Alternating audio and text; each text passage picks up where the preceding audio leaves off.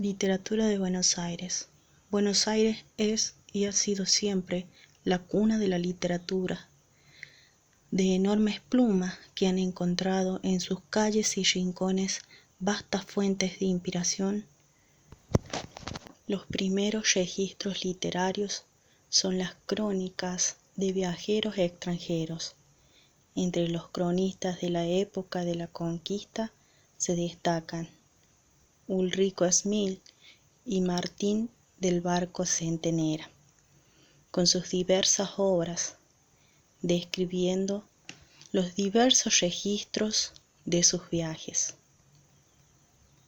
Luego el primer cronista y primer escritor argentino fue Ruiz Díaz de Guzmán.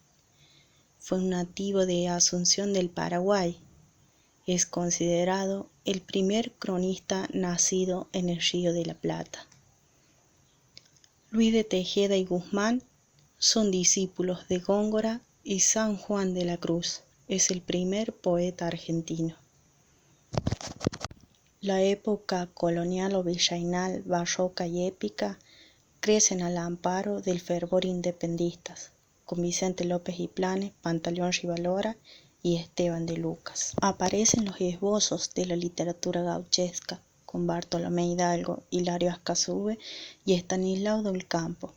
Con este género nativo alcanzará su máxima expresión con la obra El gaucho Martín Fierro, de José Hernández, representativo del sentimiento y el carácter nacional. En 1837 llega la generación de los jóvenes del 37, fundadores de la Asociación de Mayo, que desde el exilio continuó trabajando en su afán de superar la autonomía.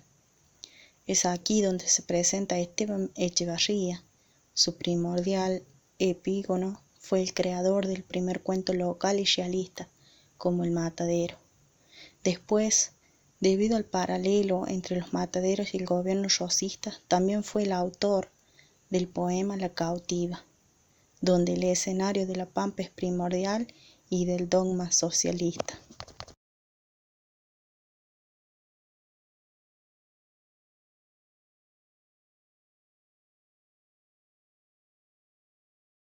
Juan Domingo Sarmiento, también con su obra conocida, como fue Facundo. Lucio Victorio Mansilla fue un general de división del ejército argentino. Se destacó como periodista, escritor, político y diplomático. Fue gobernador del territorio nacional del Gran Chaco entre 1978 y 1979. Su obra más destacada fue una excursión a los indios Ranqueles. Otro de los autores es Ricardo Giraldes, quien se inició con un libro de versos, El cencerro de cristal, que lo vincula con las experiencias de Vicente Huidobro y Olivero Girondo. Le siguen los cuentos de muerte y de sangre y Raucho, Rosaura y Xaimaca. En 1926 dio a conocer su obra más notoria, Don Segundo Sombra.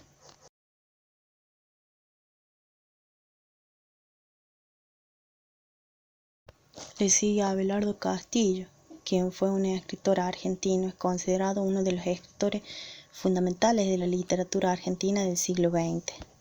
En 1959 ganó el primer premio de la revista Gaceta Literaria con su obra de teatro El otro Judas.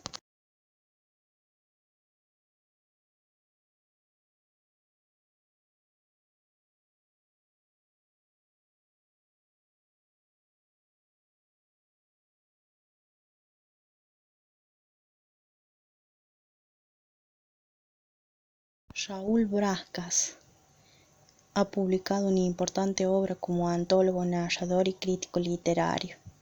Fue autor de diversos cuentos, microficciones y ensayos. En 1989 fundó con otros 4 escritores la revista Maniática Textual, que estuvo en kioscos y librerías hasta 1994.